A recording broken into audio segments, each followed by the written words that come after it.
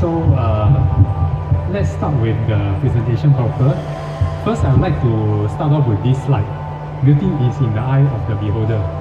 Why do we say so? In the construction industry, there are a lot of things which rely heavily on the skill of the craftsman, which relies on the skill of the installer, the contractor involved. So when it comes to things like that, you are dealing with human labor, you are dealing with the skill.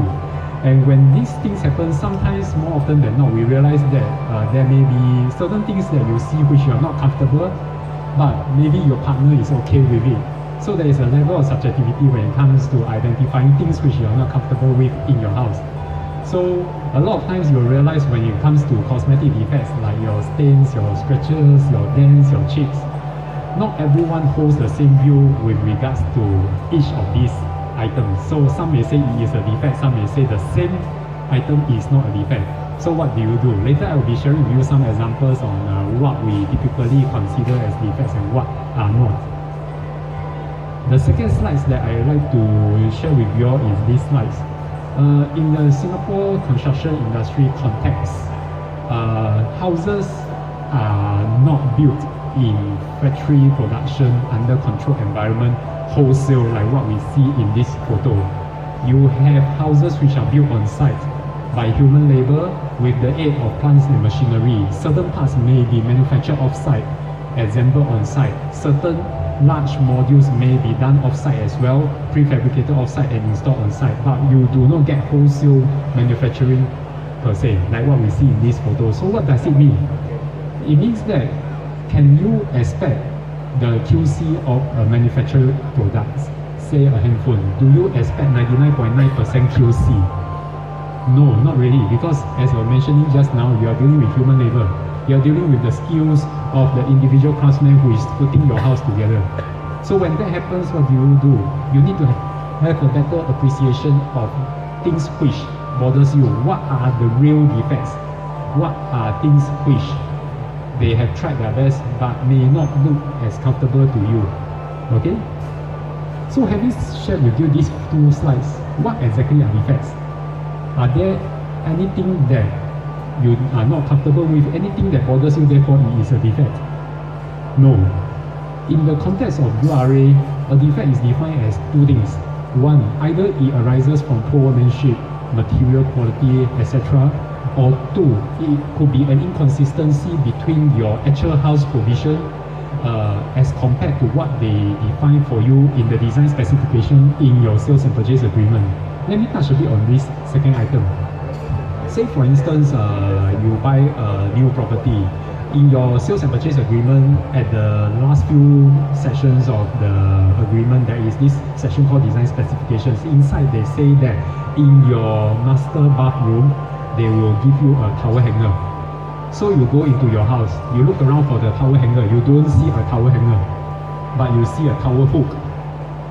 And now, is a hook the same as a handle? Not exactly the same. Okay? So you clarify with developer checks with architect, then they realize that, oh, it is a different item. So what do they need to do? They need to replace it for you. Or if your design specification mentions a towel hook and a towel hanger, then they need to give you both. Okay, this is what we can lodge as a defect when going about checking our own houses. Okay? Sometimes the design specifications also comes with the electrical schedule, so they tell you in every bedroom how many power points there are supposed to be.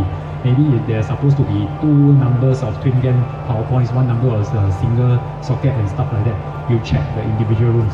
Do they tally with what they write in your sales and purchase agreement? Anything short, yes, you can raise that as a defect as well. Okay? What if they give you extra? What do? Now they give you extra already. So, case by case basis, you made the decision, it's your call. Okay? So let's talk about how the entire process flow is like.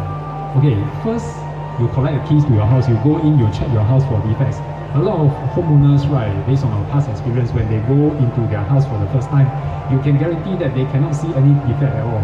They are looking at the space, how big the space is, where to put the bed, where to put the TV, how big is the kitchen usable or not. So they say the house is very nice, I don't need to find defects, I don't even need to think about engaging any defects inspection team. No problem. The second week they go back to their house, what happens? they bring along their cleaning equipment, then they want to clean up the house. Then they realize that as they clean out the house, how come here there's a chip? Then they clean the windows, there's a scratch on the glass.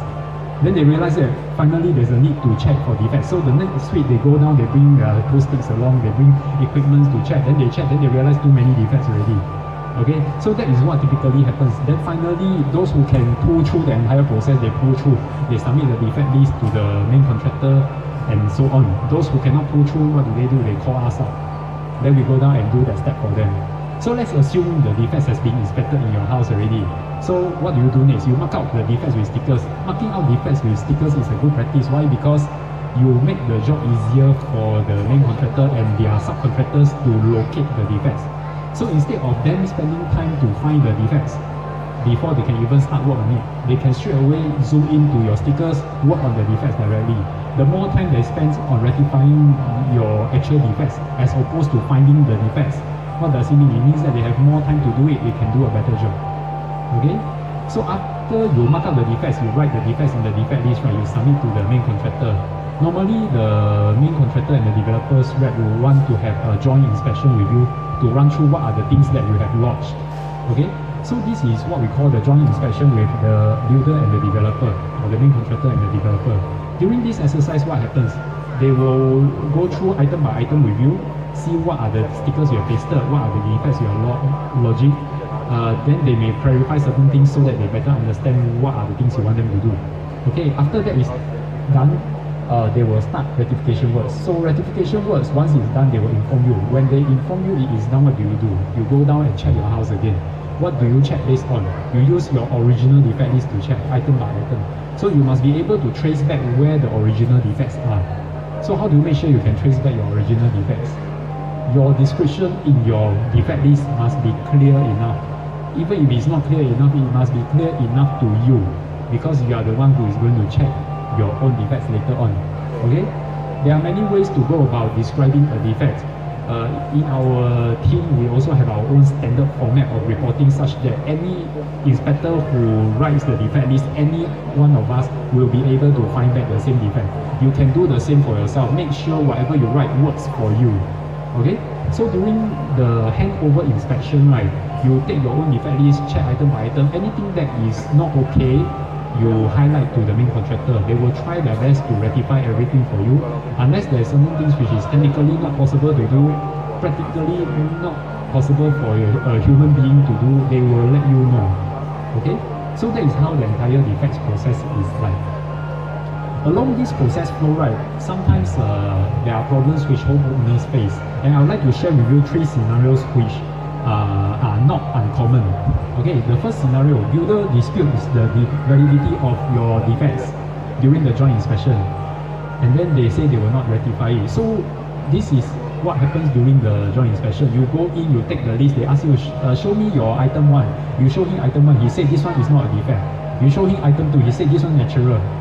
It is the natural characteristic of the material. You show him defect number 3, he said every unit also has this, therefore it is not a defect. Okay, what do? So you go to your item 50. At the end of your entire list, he only agrees to do 10 items. Then what about the other 40 items? If you are very sure that what you lodged are genuine defects, right, you will need to overcome this. Later I will share with you some ways on how you can overcome this issue. Okay, scenario number 2. After the joint inspection, they start rectification works. So 2 weeks after the joint inspection, you went into your house to take a look, see the progress. Then you realize that nothing in the house has been done, although they have removed all the stickers.